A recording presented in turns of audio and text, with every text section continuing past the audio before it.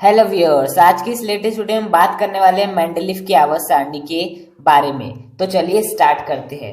Mendeleev की जो आवर्त सारणी है, उन्होंने उस आवर्त सारणी के द्वारा क्या किया है, तत्वों का वर्गीकरण किया है।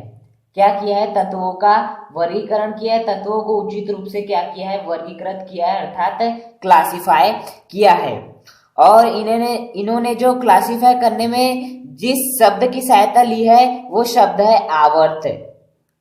वो शब्द क्या है, आवर्त, जिसका उपयोग किसने किया था, लोथर मेयर नामक वैज्ञानिक ने जब उन्होंने तत्वों का वर्गीकरण किया था, तो उन्होंने आवर्त शब्द का उपयोग किया था। तो मेंडलीफ जी ने भी उसी आवर्त शब्द का प्रयोग किया और तत्वों का क्या किया, वर्गीकरण किया। और उन्होंने जो उनके तत्वों का जो वर्गीकरण किया, उस तत्वों के वर्गीकरण को नाम हमने क्या दिए, आवर्त सारणी।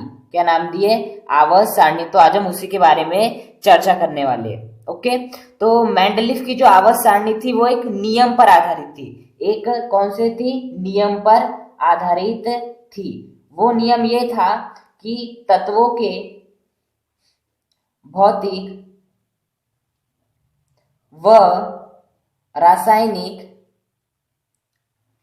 गुणधर्म, तत्वों के भौतिक और रासायनिक गुणधर्म, उनके अर्थात तत्वों के परमाणु भारों के आवर्ती फलन होते। कैसे फलन होते हैं, आवर्ती फलन होते हैं। कई बार ये सवाल आपसे पूछ भी लिया जाता है कि मेंडलीफ की आवर्त सारणी जिस नियम पर आधारित थी, वो नियम लिखिए। तो 2 नंबर का क्वेश्चन पूछ लिया जाता है कि नियम लिखिए। तो आपको लिखना है कि तत्वों के भौतिक और रासायनिक गुणधर्म उनके परमाणु भारों के आवर्ती फलन होते हैं। अब मैं आपको समझाता हूँ इस नियम का अर्थ क्या है। देखिए, मेंडलीफ जब तत्वों का वर्गीकरण कर रहे थे, तो वो तत्वों को उनके बढ़ते हुए परमाणु भारों के क्रम में रख रहे थे, जैसे कि न्यूलैंड ने किया था। न्यूलैंड ने भी तत्वों के बढ़ते हुए परमाणु भारों के क्रम में उन्हें व्यवस्थित किया और सारे गामा के रूप में व्यवस्थित किया था। इसी प्रकार इन्होंने भी किए।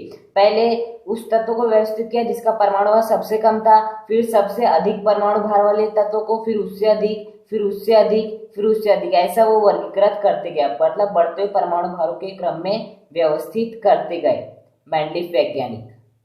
ओके, ऐसे वो वर्गीकृत करते गए। और उन्होंने एक चीज देखा कि यदि आप तत्वों को उनके बढ़ते हुए परमाणु भार क्रम में व्यवस्थित करोगे, तो आपको जो तत्वों के जो भौतिक और रासायनिक गुणधर्म क्या मिलेंगे, समान मिलेंगे। अर्थात जैसे कि मैं बात कर लूं, यहाँ उन्होंने लिथियम से स्टार्ट किया, तो जो इसके जब वो ऐसे बढ़ते हुए परमाणु भारों के क्रम में व्यवस्थित कर रहे थे तत्वों को, तो उन्हें यहाँ क्या मिला, सोडियम मिला।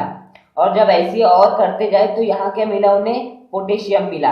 यहाँ बेरिलियम मिला, तो यहाँ क्या मिला उन्हें, मैग्नीशियम मिला। अर्थात जब वे तत्वों को बढ़ते हुए परमाणु भारों के क्रम में व्यवस्थित कर रहे थे, तो उन्हें एक जानकारी प्राप्त हुई कि कुछ तत्वों जो एक दूसरे के नीचे आ रहे, उनकी भौतिक और रासायनिक गुणधर्म क्या हो रहे, समान हो। जैसे कि आप जानते हैं लिथियम और सोडियम के गुणधर्म समान है। लिथियम भी लिथियम क्लोराइड बनाता है, सोडियम भी सोडियम क्लोराइड बनाता है। और फिर से उन्होंने सोडियम के बाद जितने भी तत्व आ रहे हैं उनको भी परमाणु भार क्रम में व्यवस्थित किया, तो उन्हें एक तत्व मिला पोटेशियम, जो कि सोडियम के नीचे था, उसका भी। और सोडियम और पोटेशियम के गुणधर्म भी क्या होते, समान होते, क्योंकि ये NaCl बनाते हैं, तो पोटेशियम भी क्या बनाता है, KCl बनाता है। अब बात कर लेते हैं बेरिलियम। बेरिलियम के बाद भी उन्होंने बढ़ते हुए परमाणु भार क्रम में तत्वों को व्यवस्थित किया, तो उन्हें एक तत्व मिला मैग्नीशियम, जो कि बेरिलियम के ठीक नीचे था। तो इनके और इनके जो भौतिक और रासायनिक गुणधर्म कैसे पाए गए, समान पाए गए। अर्थात कैसे, जैसे जो आपका बेरिलियम है, वो भी बेरिलियम डाइक्लोराइड बनाता है, और मैग्नीशियम भी क्या बनाता है, मैग्नीशियम क्लोराइड बनाते हैं। ये भी BeCl2, ये भी MgCl2 बनाते हैं। तो इनके रासायनिक गुणधर्म समान मिले। तो ऐसे उन्होंने बहुत सारे तत्वों को वर्गीकृत किया, और उन्होंने ये पाया कि जब तत्वों को हम बढ़ते परमाणु भारों के क्रम में व्यवस्थित कर रहे हैं, तो कुछ तत्वों के भौतिक और रासायनिक गुणधर्म कैसे हो रहे हैं, मैच हो रहे, अर्थात समान हो रहे हैं। इसी के आधार पर उन्होंने यह नियम दिया। अर्थात इस नियम के आधार पर मतलब कि पहले उन्होंने तत्वों को ऐसे व्यवस्थित करना प्रारंभ किया। इन चीजों को देखते हुए उन्होंने अपना एक नियम प्रस्तुत किया कि तत्वों के भौतिक और रासायनिक गुणधर्म उनके परमाणु भारों के आवर्ती फलन होते हैं। इतनी बात यदि समझ में आ गई, तो अब मैं आपको समझाने का प्रयास करता हूं आवर्ती फलन का क्या अर्थ होता है। देखिए, यहां से एक बात स्पष्ट है कि यदि आप परमाणु भारों को यदि आप निरंतर बढ़ाते रहेंगे, परमाणु भार को निरंतर बढ़ाते रहेंगे, तो जो तत्वों के जो भौतिक और रासायनिक गुणधर्म हमें कैसे मिलते जाएंगे, समान मिलते जाएंगे। जो तत्वों के जो भौतिक है वह रासायनिक गुणधर्म जो है वो कैसे मिलते जाएंगे, हमें समान मिलते जाएंगे। देखिए यहाँ तत्वों के परमाणु भार निरंतर बढ़ रहे थे, तो जो इनके नीचे आ रहे थे उनके भौतिक गुण समान आ रहे थे, जो उनके नीचे आ रहे थे उनके भौतिक गुणधर्म समान आ रहे थे। अर्थात हम जैसे जैसे परमाणु भार को बढ़ते हुए क्रम में व्यवस्थित कर रहे, तत्वों के भौतिक और रासायनिक गुणधर्म समान आ रहे हैं। अर्थात इससे स्पष्ट होता है कि तत्वों के जो भौतिक और रासायनिक गुणधर्म होते हैं वो परमाणु भारों के कैसे होते हैं, आवर्ती फलन होते हैं। देखिए मैं इसे समझाता हूं, जैसे कि हर 365 दिन बाद क्या आता है, एक साल आता है। ओके, हर 24 घंटे बाद क्या आता है, एक दिन आता है। हर 24 घंटे बाद क्या आता है, एक दिन आता है। हर 60 मिनट बाद क्या आता है, एक घंटा आता है। और हर 60 सेकंड बाद क्या आता है आपका, एक मिनट आता है। अर्थात ये किस रूप में बढ़ रहे हैं, आवर्त रूप में बढ़ रहे हैं। अर्थात हम यहाँ बोल सकते कि जो आपका जो एक साल है वो 365 दिन का क्या है, आवर्ती फलन है, क्योंकि हर 365 दिन बाद क्या आ रहा है, एक साल आ रहा है। हर 24 घंटे बाद क्या आ रहा है, एक दिन आ रहा है। हर 60 मिनट बाद एक घंटा आ रहा है, और हर 60 सेकंड बाद एक मिनट आ रहा है। तो हम बोल सकते कि जो साल है वो 365 दिन के क्या है, आवर्ती फलन है। जो एक दिन है वो 24 घंटे का क्या है, आवर्ती फलन है। जो एक घंटा है वैसे क्या है, 60 मिनट का क्या है, आवर्ती फलन है। और जो एक मिनट है वो 60 सेकंड का क्या है, आवर्ती फलन है। उसी प्रकार देखिए हर मतलब जब हम परमाणु भारों को बढ़ाते जा रहे, जैसे हम दिनों को निरंतर क्या करते, बढ़ाते जाए तो हमें एक साल मिल रहा था। वैसे हम जब परमाणु भार को बढ़ाते जा रहे तो तत्वों के जो भौतिक और रासायनिक गुणधर्म हमें कैसे मिल रहे हैं, समान मिल रहे हैं। अब यदि मैं इसी बात को साइंस की भाषा में बोलूं तो आप क्या शब्द प्रयोग करेंगे, आवर्ती फलन। जैसे कि यहाँ हम प्रयोग कर सकते हैं कि जो हर एक साल होता है वो 365 दिन का क्या होता है, आवर्ती फलन होता है। उसी प्रकार जो तत्वों के भौतिक और रासायनिक गुणधर्म होते हैं वो क्या होते हैं, परमाणु भारों के कैसे होते हैं, आवर्ती फलन होते हैं। तो मेंडलीव की आवर्त सारणी किस नियम पर आधारित थी, वो इस नियम पर आधारित थी कि तत्वों के भौतिक और रासायनिक गुणधर्म उनके परमाणु भारों के कैसे होते हैं, आवर्ती फलन होते हैं। और उन्होंने इस प्रयोग द्वारा ये नियम प्रस्तुत किया। अब हम देख लेते हैं इस आवर्त सारणी की क्या क्या उपलब्धियां थी। मतलब इन्होंने जब ये आवर्त सारणी प्रस्तुत किए तो इनकी क्या क्या उपलब्धियां थी वो अब हम देख लेते हैं। देखिए जब ये तत्वों को उनके बढ़ते हुए परमाणु भारों के क्रम में व्यवस्थित कर रहे थे, मतलब कि ऐसे जब परमाणु भार के क्रम में व्यवस्थित कर रहे थे तो उन्हें जो कुछ तत्वों के जो परमाणु भार थे उनमें डाउट आया। जैसे कि मैं बात कर दूं हीलियम का जो हम परमाणु भार मान रहे थे वो शायद 3 या 2 मान रहे थे। तो जब वो व्यवस्थित करने गए, अर्थात जब व्यवस्थित करने जा रहे थे तो यहाँ यदि उन्हें 2 मिला तो यहाँ 5 मिल रहा था, फिर 7 मिल रहा था। उन्होंने सोचा नहीं ऐसा नहीं हो सकता, कहीं ना कहीं कुछ डाउट है, कुछ ना कुछ डाउट अवश्य है। तो उन्होंने उन तत्वों के परमाणु भार को खुद स्वयं मापा और हमारे सामने उस परमाणु भार को सही व्यक्त किया। जैसे कि हीलियम का हम परमाणु भार मान रहे थे 3 या 2, लेकिन मेंडलीव को लगा कि नहीं ये शायद गलत हो सकता है। तो उन्होंने हीलियम के परमाणु भार को अच्छे से मापा और उन्होंने हमें ये बताया कि हीलियम का परमाणु भार 4 होता है। तो उन्होंने हीलियम जैसे कई अन्य तत्व जिसमें उन्हें डाउट हो रहा था उन तत्वों के परमाणु भारों को भी उन्होंने मापा और हमारे सामने जो तत्व थे उनके परमाणु भार, उनके सही परमाणु भार बताया था। इनकी पहली उपलब्धियां क्या हो गई कि इन्होंने हमारे सामने सही तत्वों के सही परमाणु भार प्रस्तुत किए। जैसे कि इन्होंने हीलियम के परमाणु भार को सुधारा, इंडियम के परमाणु भार को सुधराया। ऐसे ही कई सारे परमाणु थे या तत्व थे जिनका इन्होंने परमाणु भार मापा और हमारे सामने सही परमाणु भार प्रस्तुत किया। अब जो दूसरी उपलब्धियां थी, जब ये तत्वों को उनके बढ़ते हुए परमाणु भारों के क्रम में व्यवस्थित कर रहे थे, ओके, तो इन्होंने कुछ खाली स्थान शेष छोड़ दिया। क्या छोड़ दिया? कुछ खाली स्थान शेष छोड़ दिया था। यहाँ तत्वों को उनके बढ़ते परमाणु भार के क्रम में व्यवस्थित करते गए और उन्होंने कुछ तत्वों के लिए स्थान ऐसा खाली छोड़ दिया, कुछ तत्वों के लिए ऐसा खाली स्थान छोड़ दिया।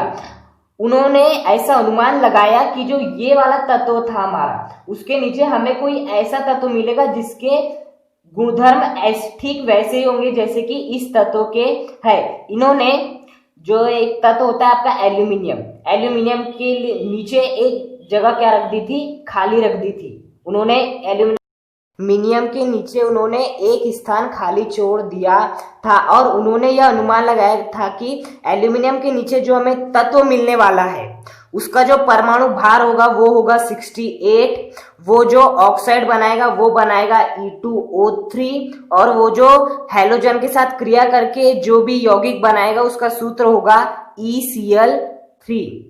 ECl3 अर्थात उन्होंने जब तत्वों को व्यवस्थित कर रहे थे तो उन्होंने कुछ खाली स्थान भी छोड़ दिए, जैसे कि एल्यूमिनियम तत्व उसके नीचे अर्थात यहाँ एल्यूमिनियम रहा होगा तो इसके नीचे का एक स्थान ऐसा खाली छोड़ दिया। उनका अनुमान था कि यहाँ एक हमें एक ऐसा तत्व मिलेगा जिनका परमाणु भार कितना होगा, 68 होगा। वो यदि ऑक्सीजन के साथ क्रिया करता है तो E2O3 बनाएगा और यदि क्लोरीन के साथ क्रिया करता है तो ECl3 बनाएगा।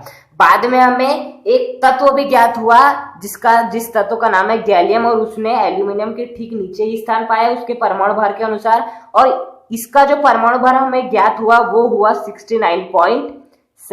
देखिए लगभग इसी के समान है 69.7। इसने जो ऑक्साइड बनाया था ऑक्सीजन के साथ क्रिया करके वो भी क्या बना था, Ga2O3, और जो क्लोरीन के साथ जो ये क्रिया करके बनाया था वो भी क्या बना था, GaCl3। तो देखा आपने, इन्होंने जो अनुमान लगाए थे, जो ऐसे बहुत सारे तत्वों का उन्होंने अनुमान लगाया, जैसे कि एल्यूमिनियम के नीचे का स्थान उन्होंने रिक्त छोड़ा और बोला कि जो हमें तत्व प्राप्त होगा उसका जो परमाणु भार होगा 68 होगा, और हमें जब तत्व वाला प्राप्त हुआ तो उसका परमाणु भार कितना हुआ 69.7, जो कि लगभग अप्रोक्सीमेटली बराबर ही है। उन्होंने बोला कि E2O3 ऑक्साइड बनाएगा वो, और वास्तव में क्या बनाया Ga2O3, और जो उन्होंने ये बोले थे जो हमें तत्व मिलने वाला है वो क्लोरीन के साथ क्रिया करके ECl3 बनाएगा, और वास्तव में जब उसकी खोज हुई और जब उसके साथ क्लोरीन की क्रिया करेंगे तो क्या बनाता है GaCl3। तो देखा, मेंडलीफ एक साइंटिस्ट होने के साथ साथ एक अच्छे ज्योतिषाचार्य भी थे। तो ये उनकी दूसरी उपलब्धि हो गई कि उन्होंने अनुमान कुछ तत्वों के लिए स्थान छोड़ दिया। तीसरा, जब मेंडलीफ ने अपनी आवर्त सारणी प्रस्तुत की तब उस समय तक केवल कितने तत्व ज्ञात थे, हमें 63 तत्व ज्ञात थे। कितने तत्व ज्ञात थे, केवल उतने समय तक हमें 63 तत्व ज्ञात थे। तो उन्होंने 63 तत्व ज्ञात थे और उस समय अक्रिय गैसों की खोज नहीं हो पाई थी। जिस प्रकार इन्होंने कुछ तत्वों के लिए रिक्त स्थान छोड़ दिया था ना, उसी प्रकार इन्होंने अपनी जो आवर्त सारणी थी उनमें अक्रिय गैसों के लिए पूरा समूह ही खाली छोड़ दिया। उन्हें शायद ऐसा अनुमान हो गया था कि हमें कोई ना कोई एक ऐसी जाति मिलेगी। अक्रिय गैसें कितनी होती है, 7। तो उन्होंने एक ऐसा जो कॉलम होता है उन जिसमें 7 स्थान शेष थे, सातों के सातों स्थान छोड़ दिए, ताकि उन्हें शायद पूर्व ये अनुमान रहा होगा कि हमें अक्रिय गैसें मिलने वाली, इसलिए उन्होंने ऐसे 7 खाने अर्थात एक वर्ग पूरा छोड़ दिया। और वास्तव में हमें कुछ समय बाद अक्रिय गैसों की खोज हुई और हमने अक्रिय गैसों को यहाँ स्थान दिया। न्यूलैंड ने भी यही किया था। न्यूलैंड का भी देखे तो फेल की हुआ, क्योंकि जैसी अक्रिय गैसों की खोज हुई तो वो जो उनका सारे गामा पा धा निशा वाला जो क्रम था वो पूरा अव्यवस्थित हो गया। अर्थात उन्होंने ये नहीं सोचा कि बाद में कोई खोज होगी तो बाद में कोई तत्व ऐड होंगे तो मेरा फेल हो सकता है। उन्होंने ये नहीं सोचा, जितने तत्व ज्ञात थे उतने ही तत्वों को मिला दिया। लेकिन जो मेंडलीफ थे उन्होंने क्या किया, उन्होंने ये सोचा कि मैं अपनी आवर्त सारणी में कुछ स्थान रिक्त छोड़ देता हूं, ताकि यदि आगे किन्हीं और तत्वों की खोज होती है तो उन्हें अपने आवर्त सारणी में स्थान दे सको। और वास्तव में उन तत्वों की खोज हुई और उनकी आवर्त सारणी में इन तत्वों को स्थान भी मिला। तो ये थी उनकी कुछ प्रमुख उपलब्धियां कि पहले उन्होंने परमाणु भार को उचित रूप से हमारे सामने प्रस्तुत किया, कुछ तत्वों के लिए रिक्त स्थान छोड़ दिया और अक्रिय गैसों के लिए एक उन्होंने पूरा समूह ही छोड़ दिया। तो आज के इस वीडियो में हमने मेंडलीफ की आवर्त सारणी क्या होती है, किस नियम पर आधारित थी, उनकी आवर्त सारणी का क्या आधार था और उनकी उपलब्धियां के बारे में पढ़े। अगले वीडियो में हम मैंडलीफ की आवर्त सारणी की कमियों के बारे में अध्ययन करेंगे। अब यदि आपको ये वीडियो पसंद आए तो इसे अधिक से अधिक लाइक करें, चैनल को सब्सक्राइब करें। Thank you.